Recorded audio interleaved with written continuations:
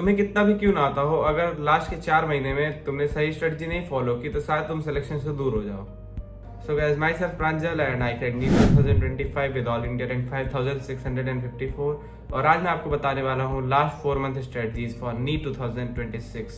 So first thing is syllabus. अगर तुम्हारा syllabus अभी तक नहीं हुआ है, जो कि मोस्ट ऑफ द स्टूडेंट्स का भी नहीं हुआ होगा, तो सबसे पहले सिलेबस कंप्लीट करने पे फोकस करना है। और सिलेबस कंप्लीट करने का मतलब ये नहीं है कि तुम बस लेक्चर देखते जा रहे हो और तुम्हें लग रहा है सिलेबस कंप्लीट हो गया, बल्कि तुम्हें उस पर नोट्स बना के रिवाइज करना पड़ेगा और उसकी क्वेश्चन प्रैक्टिस करना सबसे ज़्यादा ज़रूरी है।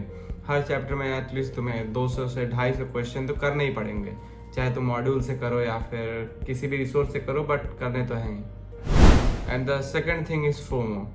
इस टाइम सबसे ज़्यादा फोमो क्रिएट होता है स्टूडेंट्स के माइंड में कि मेरा दोस्त इस रिसोर्स से पढ़ रहा है, मेरा दोस्त इस टीचर से पढ़ रहा है, मेरा दोस्त ये टेस्ट दे रहा है। तो सबसे बड़ी बात कि तुम्हें खुद पे भरोसा रखना है, सेल्फ डाउट नहीं आने देना है। ये सबसे खतरनाक टाइम होता है जब तुम्हें सेल्फ डाउट आना शुरू होगा कि मेरा सिलेक्शन नहीं होगा, ये वो।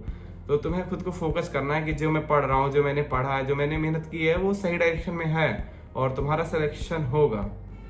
देखो भाई, सबका पढ़ने का तरीका अलग होता है, सबका स्ट्रेटजी अलग होता है और सबका आईक्यू अलग होता है। तो इस पे टेंशन मत लो कि कोई कैसे कर रहा है या कैसे नहीं। तुम्हें खुद पे भरोसा रखना है और खुद के रिसोर्सेज पे भरोसा रखना है। Third important thing is planning, क्योंकि सिलेबस सबका खत्म होता है बट सिलेक्शन सबका नहीं हो पाता है। तो प्लानिंग करना बहुत ज़रूरी है, क्योंकि मान लो तुम्हारा सिलेबस खत्म हुआ 15 फरवरी को, तो 15 फेब से लेके एग्ज़ाम डेट तक तुमने कितनी बार रिवाइज किया बहुत ज़्यादा इंपॉर्टेंट है। और तुमने अपने वीक टॉपिक्स को ज़्यादा टाइम देना है और स्ट्रॉन्ग टॉपिक्स को कम। ये तुम्हें खुद प्रायोरिटाइज करना पड़ेगा कि तुम्हें कब क्या पढ़ना है, कितनी बार पढ़ना है, सब कुछ तुम्हें खुद से प्लान करना पड़ेगा। सबसे जरूरी चीज़ कि तुम्हें मल्टीपल रिसोर्सेज नहीं यूज़ करने। लास्ट के टाइम तुम्हें रिसोर्सेज को बिल्कुल लिमिट कर देना भाई। तुम्हारा नोट्स और एनसीईआरटी सफिशिएंट है, मतलब जा सकते हो मॉड्यूल पर, बट अगर तुम्हारे पास टाइम बचा है तो, नहीं तो तुम्हारे नोट्स और एनसीईआरटी बहुत ज़्यादा इनफ है ये नीट एग्जाम क्रैक करने के लिए। तो मल्टीपल रिसोर्सेज पे जाने से सिर्फ यही होगा, तुम पैनिक करोगे, फोमो में आओगे और अपना पेपर खराब कर दोगे, क्योंकि तुम्हारा पढ़ने का मन ही नहीं करेगा 50 रिसोर्सेज से। Fourth important thing is test, जो कि मोस्टली लोग देते हैं, बट कुछ लोग ऐसा होता है कि टेस्ट देने के बाद एनालिसिस नहीं करते, जो कि सबसे ज़्यादा इंपॉर्टेंट चीज़ है भाई। अगर तुम एनालिसिस ही नहीं कर रहे हो तो टेस्ट देने का फ़ायदा क्या है?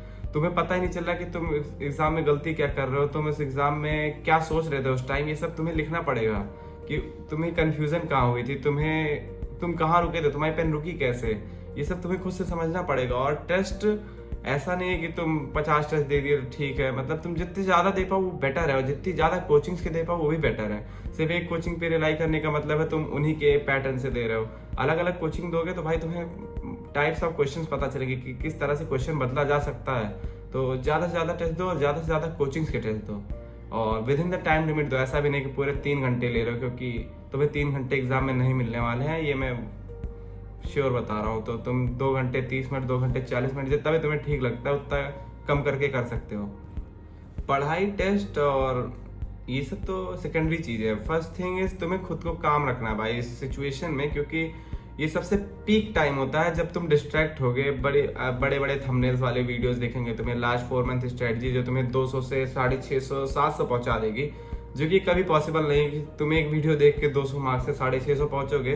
तो इन सब चीज़ों में ना फंसकर तुम्हें खुद पे भरोसा करना और बस पढ़ाई करना है। सिलेक्शन हुआ ना हुआ वो बात की बात है, बट इन सब चीज़ों से कोई फ़ायदा नहीं होगा कि तुम 50 वीडियो रोज़ देख रहे हो मोटिवेशन की, स्ट्रेटजी की, कोई मतलब नहीं भाई। तुम सिर्फ अपनी पढ़ाई पे ध्यान दो, सिर्फ अपने नोट्स, एनसीईआरटी, इन्हीं में पूरा टाइम लगाओ और आई बिलीव मी तुम जो आज थे उससे बेटर ही रहोगे नीट के बाद। और अगर तुम्हें डर लग रहा है कि तुम्हारा सिलेक्शन होगा नहीं होगा, तो सबको डर लगता है भाई, मुझे भी लगता था, बहुत ज़्यादा डर लगता था कि नहीं हुआ तो क्या करूँगा, कहाँ जाऊँगा, कौन सा कोर्स करूँगा। तो ये सब थॉट्स आना जेन्युइन है भाई। तुमने इतनी मेहनत की है, अगर सिलेक्शन नहीं हुआ तो क्या ही करोगे, बट डर के कोई फ़ायदा नहीं है। तुम्हें जो भी करना है वो इन्हीं 4 महीनों में करना है, जो भी तुम अचीव कर पाओगे वो इन्हीं 4 महीनों में। सो ना डर के, अगर तुम और अच्छा पढ़ो तो शायद इससे भी अच्छा इंस्टीट्यूट तुम्हें मिल जाए, जो कि मैंने पाया है। बाकी जनरली किसी को भी कोई प्रॉब्लम हो रिगार्डिंग स्टडीज़ या फिर कोई भी डाउट हो कि कैसे क्या करना है किसी सब्जेक्ट में, स्पेसिफिक किसी टॉपिक में, तो पूछ सकता है भाई कमेंट सेक्शन में। मैंने पिछले वीडियोस में रिप्लाई दिया हो या ना दिया हो, बट इस वीडियो में मैं पक्का रिप्लाई दूंगा। So ask in the comment section और thanks for watching this video. Bye bye, मिलते हैं अगले एपिसोड में।